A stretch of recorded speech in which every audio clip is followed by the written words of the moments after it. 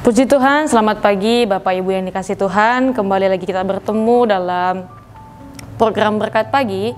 Dan pada pagi hari saya mau ajak setiap kita untuk sebelum memulaikan aktivitas kita mau mendengarkan renungan kebenaran firman Tuhan yang kita doakan sama-sama dapat menjadi bekal kekuatan bagi kehidupan kita sebelum kita menjalani hari ini. Bapak Ibu, kita masih dalam surat Korintus, 1 Korintus, dan kali ini kita mau bahas dalam Surat 1 Korintus pasal yang ke-9. Ayat pokok yang akan kita bahas hari ini ada dalam ayat yang ke-27. Tapi sebelum kita ke sana, kita mau lihat perikopnya di sana di pasal 9 adalah hak dan kewajiban rasul. Bapak Ibu, saya mau kita semua merenungkan kembali bagaimana kehidupan Rasul Paulus, di mana dia yang dahulu dia sangat radikal untuk mengejar orang-orang yang percaya kepada Tuhan Yesus dan membunuh mereka. Ketika dia mendapatkan perjumpaan dengan Tuhan, dia menjadi sangat radikal dalam memberitakan Injil. Tapi kali ini Bapak Ibu, kita mau lihat satu hal yang Paulus mau sampaikan supaya kita dapat pelajari bersama tentang memberitakan Injil. Mungkin dalam beberapa waktu belakang kita sudah banyak mendengarkan tentang kata Injil, dan kita sudah tahu Injil itu adalah berita tentang Yesus Kristus, berita tentang kebenaran itu sendiri. Dan kita mau lihat di ayat 27, saya akan bacakan untuk kita semua. 1 Korintus pasal 9 ayat yang ke-27, demikian bunyi firman Tuhan. Tetapi aku melatih tubuhku dan menguasainya seluruhnya, supaya sesudah memberitakan Injil kepada orang lain, jangan aku sendiri itu ditolak. Dan kalau kita lihat, saya naik ke atas sedikit, di ayat yang ke-23 dikatakan, segala sesuatu ini aku lakukan karena Injil, supaya aku mendapat bagian di dalamnya. Bapak Ibu, ketika Paulus mengenal Tuhan dan melakukan segala pelayanannya, segala pekerjaannya, apapun yang ia lakukan, ia katakan bahwa segala sesuatu yang ia lakukan itu karena Injil, supaya ia mendapat bagian di dalamnya, yaitu bagian daripada Tuhan Yesus itu sendiri. Nah, di sini kita melihat bahwa ketika kita mendengar tentang pemberitaan Injil, berarti kita memahami bahwa kita harus menjadi orang-orang Kristen yang dapat memberitakan Injil itu tersebut, dapat memberitakan kabar baik, itu benar. Tapi kali ini kita mau belajar dari Paulus, dia katakan bahwa tetapi aku melatih tubuhku. Bapak Ibu dan saudara-saudari sekalian, dikatakan di sini Paulus melatih tubuhnya. Paulus kita lihat dia memberitakan Injil. Dia menyampaikan kebenaran firman, dia berusaha hidup dengan baik. Dan di sini pesan Paulus adalah dia melatih tubuhnya. Kalau dalam bahasa lain dikatakan Paulus ini mendisiplinkan tubuhnya. Bapak Ibu, kita pasti pernah mendengar firman Tuhan yang berkata, roh itu penurut, tetapi daging itu lemah. Nah Bapak Ibu, begitulah kehidupan kita. Kita mau hidup seperti yang Roh Kudus ajarkan bagi kita. Kita mau ikut pimpinan Roh Kudus, tetapi daging kita itu lemah sebagai manusia, apalagi kita masih hidup di muka bumi ini yang penuh dengan godaannya. Daging itu lemah. Tapi hari ini pesan Tuhan untuk kita semua adalah melatih tubuh, mendisiplinkan tubuh kita. Di dalam tubuh ini ada perbuatan, ada perkataan. Di sana dalam perbuatan dan perkataan itu adalah hal-hal yang terlihat, hal-hal yang terdengar. Dan Bapak Ibu, ketika kita bertindak dalam tubuh kita, baik melalui perbuatan kita, sikap-sikap kita, melalui perkataan kita, orang akan melihat dan orang akan mendengar. Kemudian, orang juga akan menilai kehidupan kita. Sebagai orang Kristen, ketika kita memberitakan kebenaran firman Tuhan, kita bahkan mendengar firman, kita juga menyampaikan firman, kita tahu mana yang baik dan mana yang tidak baik, kita menasehati orang lain. Tapi orang lain akan melihat dan menilai kita, bagaimana perbuatan kita, bagaimana perkataan kita. Jadi di sini Paulus katakan, tubuhnya ia disiplinkan.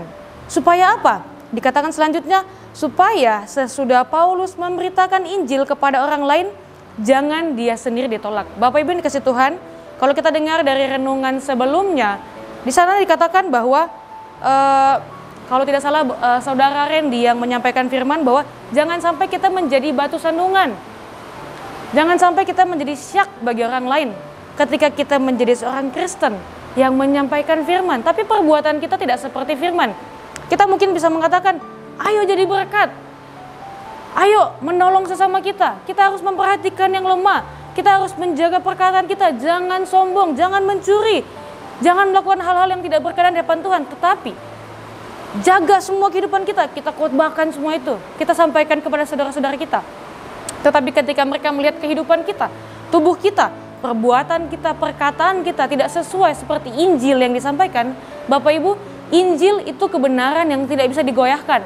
Tetapi kita sebagai alat, kita sangat perlu untuk mendisiplinkan kehidupan kita supaya Injil ini semakin nyata.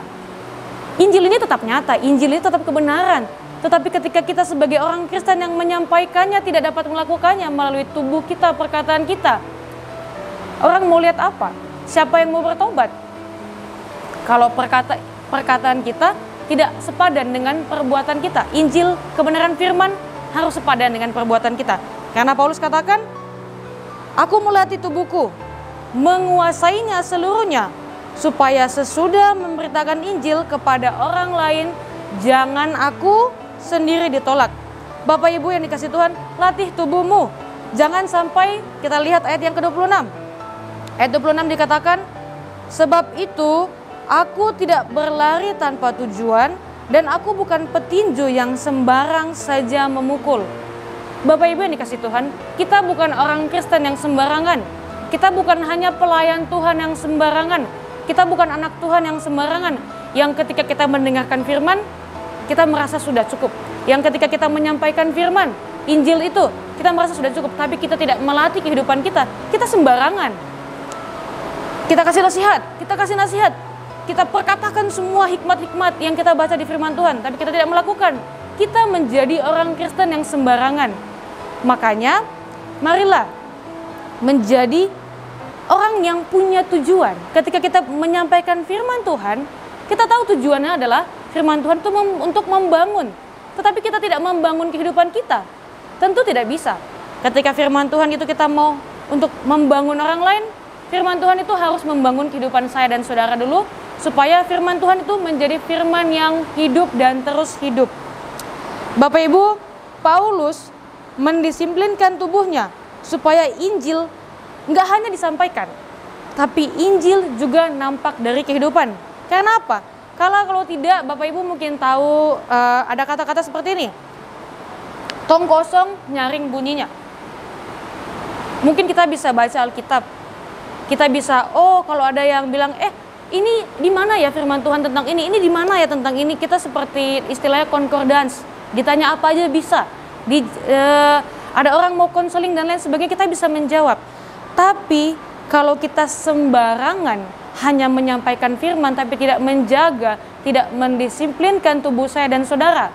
Di sini tubuh apa? Seperti yang saya katakan, perbuatan kita, perkataan kita, cara hidup orang Kristen, cara hidup anak-anak Tuhan harusnya mencerminkan kebenaran firman Tuhan, sehingga apa yang kita sampaikan kepada orang lain terus menjadi firman Tuhan yang hidup. Puji Tuhan Bapak Ibu, kiranya firman Tuhan yang disampaikan boleh menjadi pegangan bagi kita semua. Dan mari, jangan menjadi orang Kristen yang sembarangan, tapi menjadi anak-anak Tuhan yang terus melatih kehidupan kita. Supaya apa?